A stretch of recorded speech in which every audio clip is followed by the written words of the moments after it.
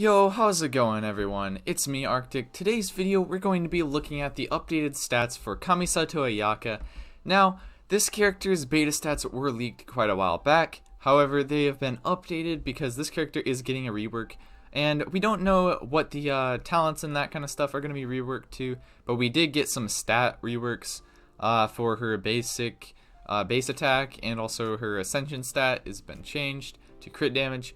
So we're going to talk about that in this video today. But if you guys are new, I'm trying to get to 2,000 subs. We're making some pretty good progress actually. Like, I've grown exponentially in the last few weeks. And if you guys like the channel, I post all sorts of content related to characters, like leaked characters, also characters speculations. Yeah, so but anyway, let's get back to the video. Kamisato Ayaka was actually released in the Chinese beta test like 2 years ago actually. So basically a whole year before the game actually launched. And so this character's abilities were actually kind of really low actually. Kind of mid for back then because characters didn't need to do as much damage, so Ayaka was kind of the top, as you can kind of tell. But basically they've actually reworked her quite a bit. She used to have like 297 base attack. They gave her a little bit more, up to 308.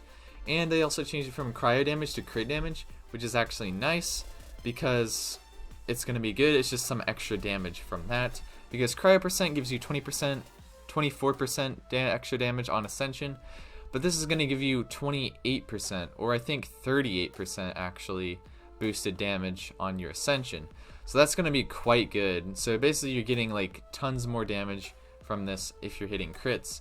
So basically this is going to allow you to use Ayaka more effectively, and she's going to be a lot better than if it was just cryo damage ascension. Yeah, crit damage is basically a universal good stat for like all DPS characters, and that's what you're shooting for with this Ayaka. Like, her basic attacks and abilities aren't really being changed much.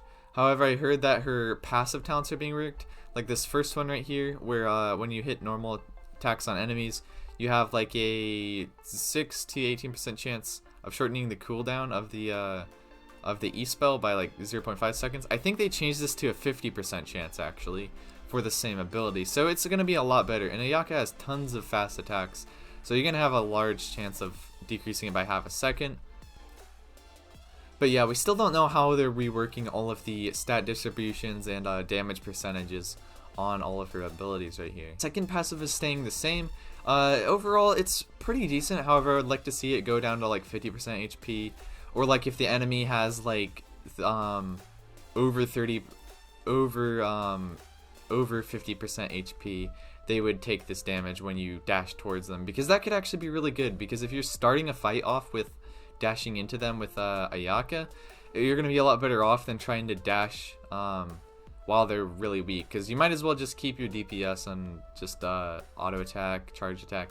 Yeah, so that's gonna be interesting to see, like, if they do rework this. I think it does need a rework. Like, Ayaka is alright, but I don't like her stats and skills, that kind of stuff. Like, I don't care if she does like tons of damage, but I just want a character that feels fun to play. And if they keep her dash as like the Mona dash, as long as there's like damage of some sort with it and it's not a pain to use, you know, then I'm fine with that.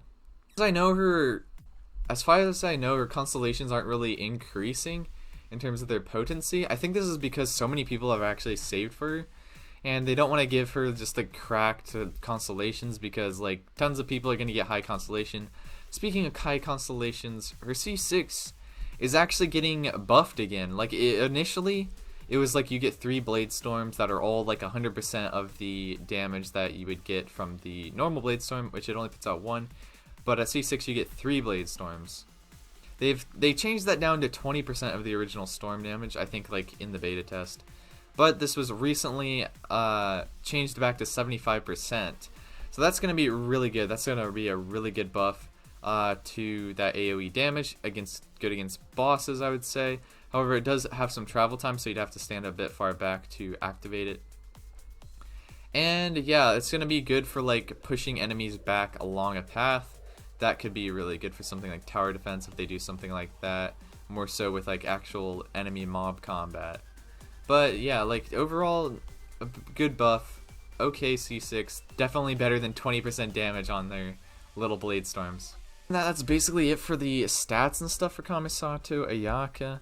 Now, in terms of release date for Kamisato Ayaka, I'm thinking that she's probably going to come out in update 1.7.